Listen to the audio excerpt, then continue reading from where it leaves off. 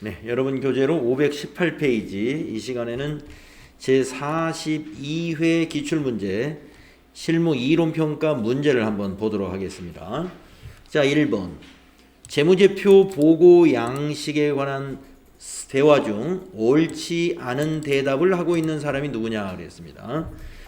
자, 재무제표 하면은 재무상태표, 손익계산서, 현금 흐름표, 자본변동표, 주석 이렇게 5가지가 해당되죠.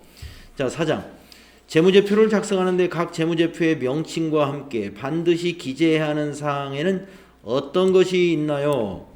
회사명, 그렇죠. 김 부장 맞았어요. 보고기간 종료일이나 회계기간 맞습니다. 우리가 재무상태표에는 보고기간 종료일만 기록합니다. 그런데 손익계산서는 기간을 기록하죠. 1월 1일부터 12월 31일 이렇게. 네, 조과장도 맞았어요. 오대리 외부감사 여부와 외부감사 기관명을 재무제표 밑에 표시한다? 그러지 않습니다. 김사원 보고 통화 및 금액의 단위입니다. 그렇습니다. 단위 원이라든가 100만 원이라든가 이런 단위 표시합니다. 그래서 자, 이 세 사람은 맞았어요. 그러나 우리 재무제표에 외부감사 여부라든가 감사기관이라든가 이런 거는 표시하지 않습니다.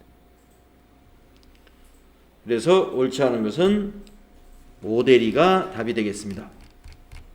다음 두 번째 문제는 단기매매증권 처분과 관련된 자료입니다.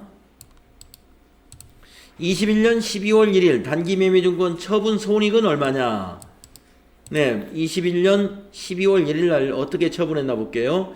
21년 12월 1일 날 4월 1일에 취득한 주식 전부를 처분했군요. 한 주당 5,500원에 처분했습니다. 그러면 몇 주를 샀어요? 1,000주를 샀다는 거죠? 여기 1,000주. 그러면 얼마에 처분했어요?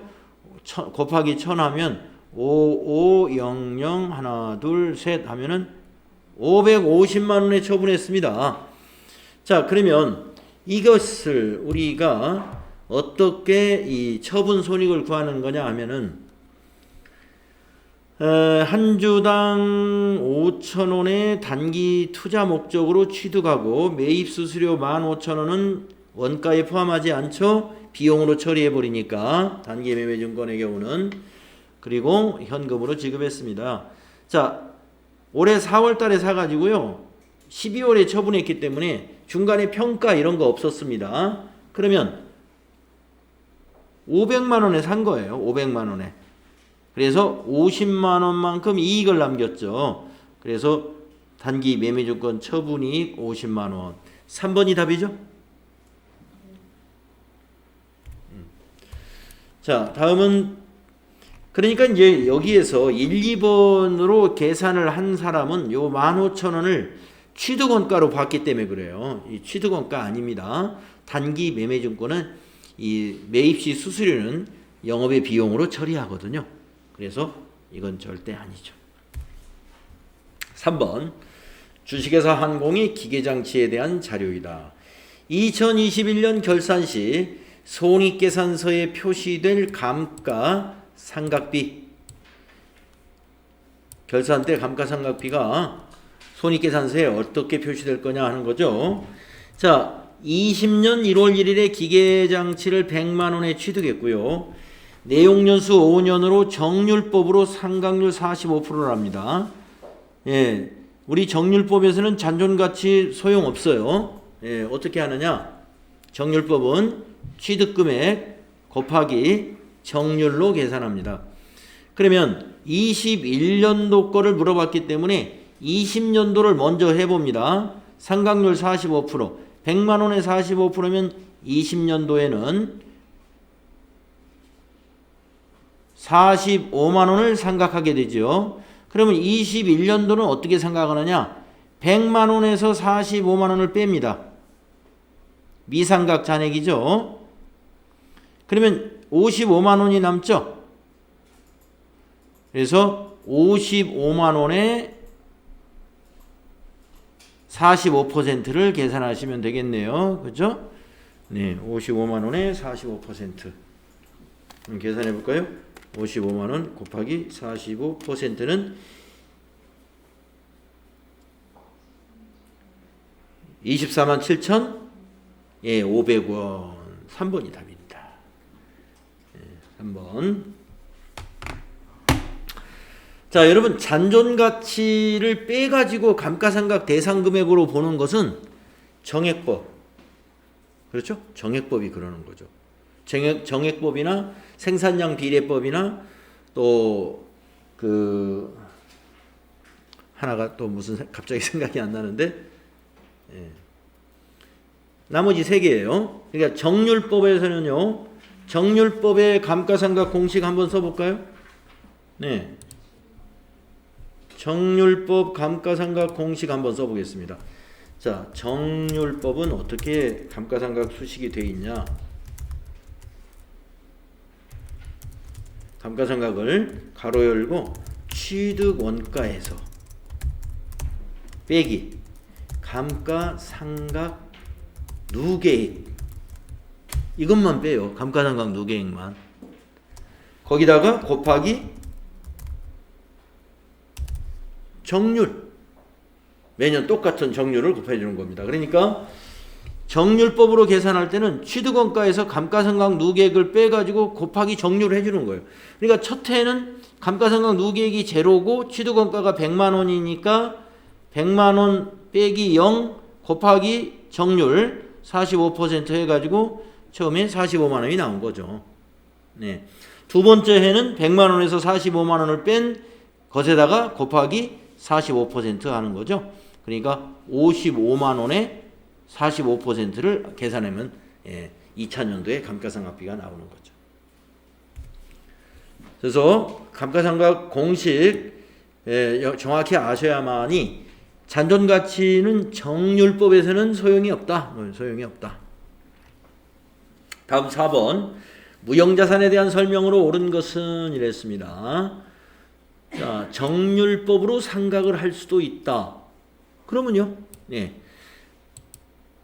물리적 형체가 없는 판매용 자산은 무형자산으로 분류한다. 그러니까 옳은 것을 찾으라고 그랬나요? 예, 1번이 답이겠네요. 정률법으로도 할 수 있습니다. 근데 2번은 왜 틀렸을까요? 물리적 형태가 없는 판매용 자산? 판매용 자산은 무형자산이 될 수가 없죠. 판매용 자산은 재고자산이에요. 네. 그러니까 물리적 형태가 없는 판매용 자산을 많이 가지고 있는 회사들이 MS사 이런 데 아니겠습니까? 소프트웨어 개발해가지고 팔고 있는 회사들. 네. 우리가 여러분 MS사의 제품을 막 다운로드 하면서 돈 지불하잖아요. 네. 그게 다 그 재고자산이에요. 그 회사의 재고자산. 그래서 이 물리적 형체가 없는 판매용 자산이다. 그러면 무형자산이 아니입니다. 무형자산은 판매용 자산이 아니에요. 그래서 이게 틀린 거예요. 그 다음에 소프트웨어를 구입하는 데 지출한 금액은 개발비로 분류한다. 아니죠. 소프트웨어를 구입하고 지출한 금액은 무형자산이죠. 무형자산.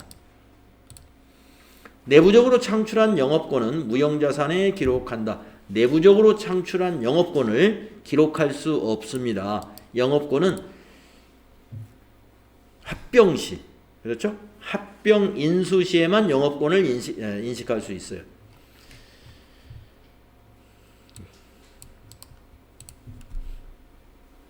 이해되셨죠? 자, 5번 문제. 주식회사 한공의 받으러움에 대한 대손충당금 계정이다.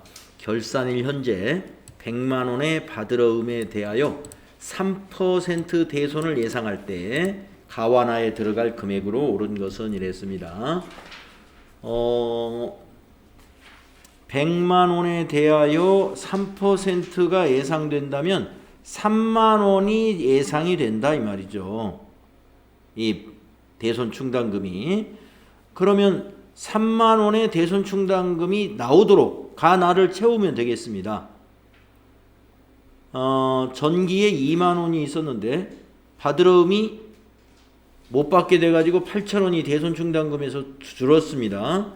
그러면 12월 31일 날 모자라는 12,000원에서 지금 8,000원이 빠졌으니까 2만원에서 8,000원을 빼면 12,000원이 있는 것이죠. 12,000원을 3만원을 만들어야 돼요. 그러면 18,000원이 되겠네요. 12월 31일 날 차변의 대손상각비 18,000원, 대변의 대손충당금 18,000원 해야 3만원이 되는 거잖아요.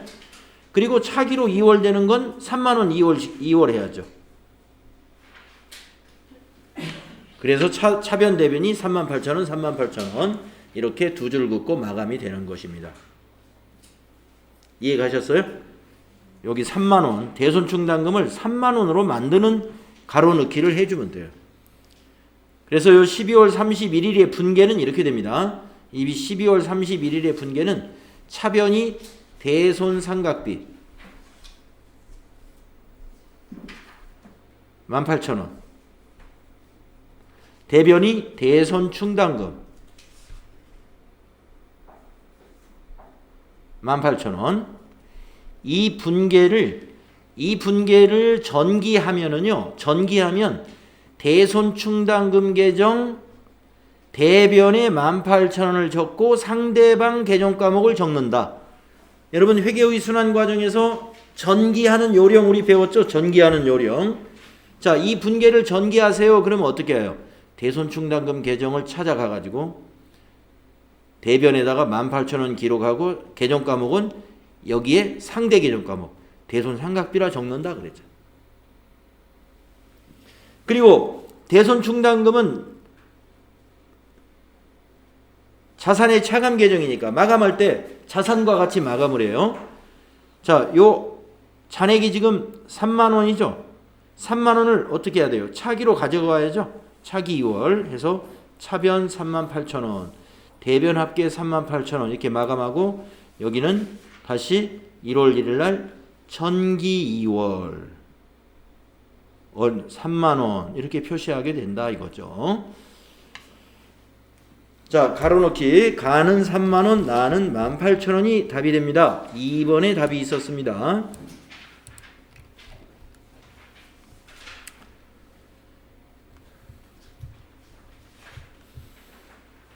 다음은 6번 문제 보겠습니다.